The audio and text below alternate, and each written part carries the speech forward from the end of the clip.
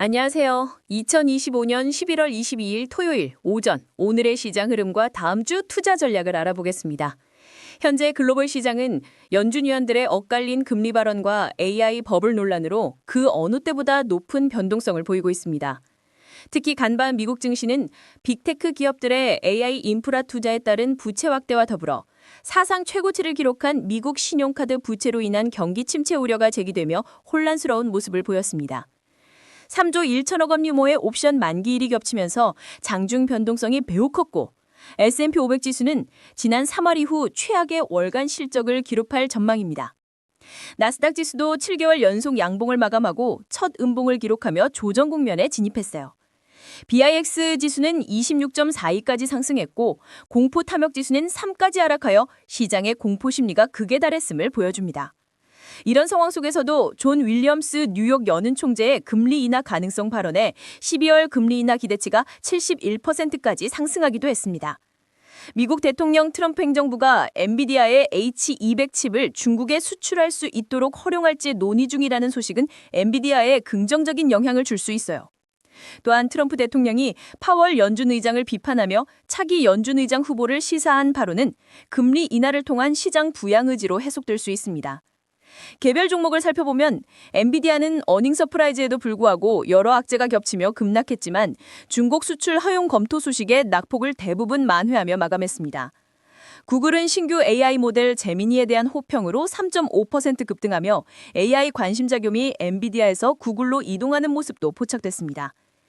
마이크론 테크놀로지는 AI 수혜주로서 구조적 성장이 기대되지만 최근 큰 폭으로 하락했습니다. 팔란티어는 좋은 실적에도 시장의 공포로 인해 하락했고 월마트는 실적 호주로 6% 급등하며 방어적인 모습을 보였어요. 이렇게 미국 시장은 단기적으로 변동성이 높겠지만 BIX 지수와 공포 탐욕 지수가 바닥권에 가까워 단기 반등 가능성도 존재합니다. 12월 18일 발표될 11월 CPI 데이터 전자지는 관망세가 우세할 것으로 보입니다. 자, 이제 한국 증시 상황도 함께 살펴볼까요? 오늘은 한국 증시 휴장일입니다. 휴장 전 마지막 거래일인 금요일 기준으로 코스피는 박스권 하단을 몸통으로 깨고 내려가 월봉 기준 6% 하락하며 월간 최대폭 하락을 기록했어요. 코스닥은 860선이 중요하며 이 선 아래로 하락 시 신용물량이 터질 수 있다는 우려가 제기됐습니다. 금요일 외국인은 코스피에서 1조 2,600억 원, 코스닥에서 750억 원을 순매도하며 총 1조 3천억 원 이상을 매도했습니다. 이는 펀더멘털 이상보다는 유동성 확보 목적의 매도일 가능성이 높다고 분석됩니다. 안타깝게도 158억 원 규모의 반대 매매가 발생하며 2년 1개월 만에 최고치를 기록했는데요. 이는 개인 투자자들의 레버리지 사용 위험성을 다시 한번 경고하는 신호라고 볼 수 있습니다. 연말정산 시즌이 도래하면서 투자자들에게는 연금저축과 IRP 납입을 통한 세액공제 혜택 활용이 중요하게 부각되고 있습니다. 중국 배제로 인해 조선과 반도체 업종이 구조적으로 변화하고 있다는 분석은 한국 제조업에 긍정적인 변화를 가져올 수 있습니다. 이것이 주당 순이익 성장과 멀티플 재평가 기회로 이어질 수 있기를 기대해봅니다. 주목할 종목으로는 두나무 합병 기대감으로 상승한 네이버, 조선업 턴어라운드 기대감의 삼성중공업, 그리고 상대적으로 안전한 투자처로 인식되는 자동차주 등이 있습니다. 반면 SK하이닉스는 21선을 회복하지 못하고 하락 추세로 매도를 권고하며 증권주는 상법 개정 관련 뉴스 발표까지 진입 보류가 좋겠습니다. 암호화폐 시장도 살펴보겠습니다. 비트코인과 이더리움 모두 주요 지지선이 붕괴되며 급락세를 보이고 있어요.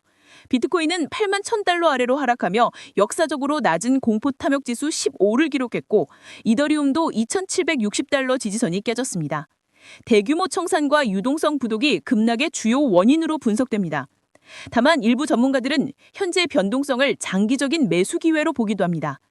이런 복잡한 시장 상황에서는 현금 비중을 30에서 50% 수준으로 높게 유지하고 분할 매수와 분할 매도 전략을 사용하는 것이 좋습니다. 감당할 수 있는 손실 범위를 미리 설정하고 손절 라인이 깨지면 과감하게 손절하는 원칙도 중요합니다. 레버리지 사용은 최대한 자제해야 합니다. 결론적으로 미국 증시는 연준의 금리 인하 기대감 확산으로 단기 반등 가능성도 있지만 AI 버블 논란과 소비자 부채 증가 등 하방 압력도 상존하여 높은 변동성이 예상됩니다. 한국 시장은 휴장 이후 다음 주 초 미국 시장의 영향과 외국인 수급에 따라 등락이 갈릴 것으로 보입니다. 가장 유망한 투자 기회로는 AI 관련주 중에 실적 기반 성장 기업인 구글, 마이크론 테크놀로지를 눈여겨보시고 구조적 변화를 겪는 한국 제조업 섹터인 조선과 반도체, 그리고 안전자산과 배당주를 고려해 볼 수 있습니다. 이 내용은 AI가 작성한 것으로 투자 추천은 아니며 참고용이라는 점 다시 한번 강조드립니다. 오늘 영상이 유익하셨다면 구독과 좋아요 잊지 마세요.